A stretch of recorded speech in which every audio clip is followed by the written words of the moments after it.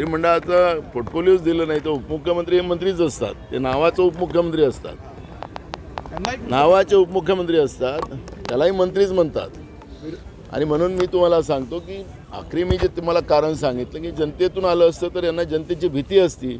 आज जनतेची भीती नाही आणि म्हणून सरकार आपल्या पद्धतीने वागते. एवढं बहुमताचं सरकार आल्यानंतर मंत्रिमंडळाचा विस्तारच 22 दिवसानंतर झाला.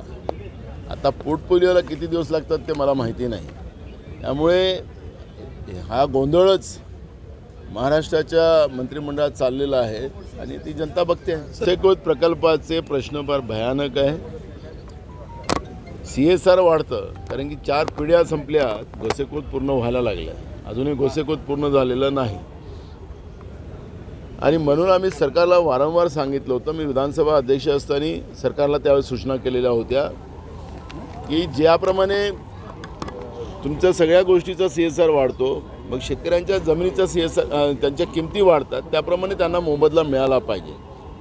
तुम्ही ज्यावेळेस जमिनी संपादित करतात त्यावेळेस आम्ही सांगतात की ते आम्ही 95 मध्ये संपादित केल्या होत्या, पण त्या ठिकाणी त्यांचा वाद चाललेला होता की एवढ्या कमी दरात आम्ही ह्या जमिनी देणार नाही.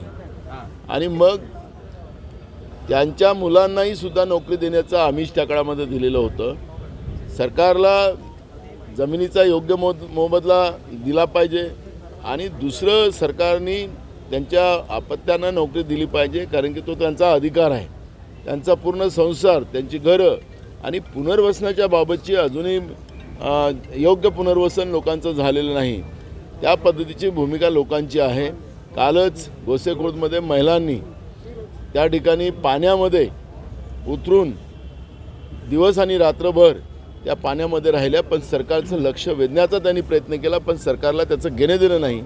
अशा पद्धतीचं चित्र दिसतंय. आज आम्ही ती भूमिका विधानसभेत मांडू.